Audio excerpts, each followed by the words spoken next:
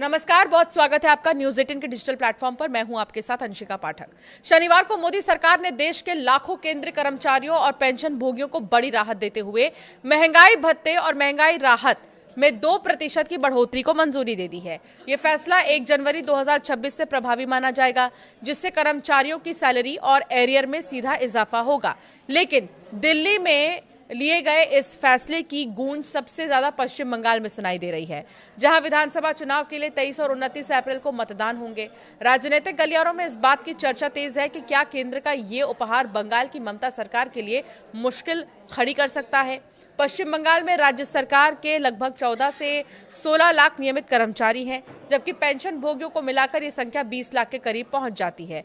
बंगाल में लंबे समय से सरकारी कर्मचारी केंद्र के समान महंगाई भत्ते की मांग को लेकर आंदोलनरत हैं। आंकड़ों पर नजर डालें तो केंद्र और राज्य के बीच डीए का अंतर अब और अधिक बढ़ गया है, जहां केंद्र का डीए अब बढ़कर 60%, 58.2% जो बढ़ा है वो इसके करीब पहुंच रहा है, तो वहीं बंगाल के कर्मचारियों को महज 22% के आसपास ही डीए मिल पा रहा है। ये भारी अंतर बंगाल के सरकारी कर्मचारियों के बीच बड़े असंतोष का कारण रहा है।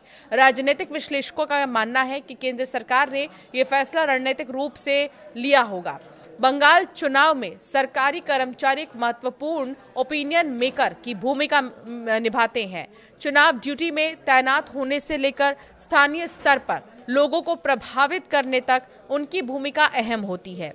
बीजेपी अब इस 2% की बढ़ोतरी को बंगाल में एक बड़े चुनावी मुद्दे के रूप में पेश करेगी।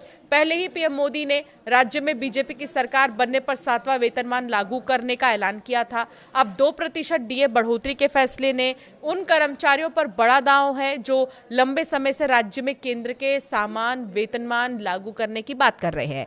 भाजपा का तर्क है कि मोदी सरकार कर्मचारियों को हक देती है उनका, जबकि ममता सरकार उन्हें सड़क पर बैठने के लिए मजबूर करती है। शुभेंदु अधिकारी और दिलीप घोष जैसे बीजेपी के बड़े नेता पहले ही वादा कर चुके हैं कि अगर राज्य में भाजपा की सरकार आती है तो पहली कैबिनेट की बैठक में ही केंद्र के समान डीए देने का फैसला लिया जाएगा।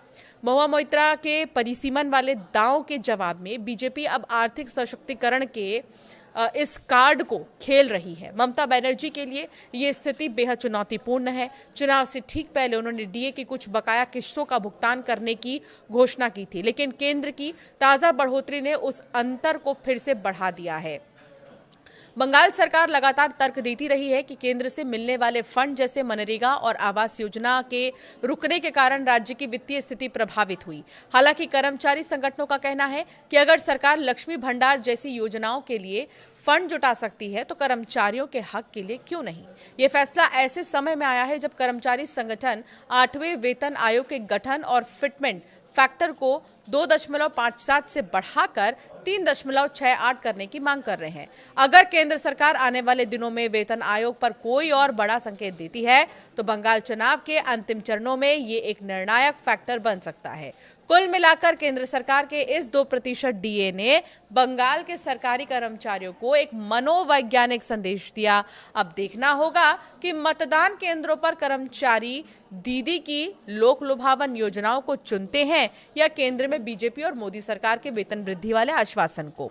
बंगाल की सत्ता का रास्ता इस बार सरकारी कर्मचारियों की नाराजगी या संतुष्टि से होकर गुजर सकता है।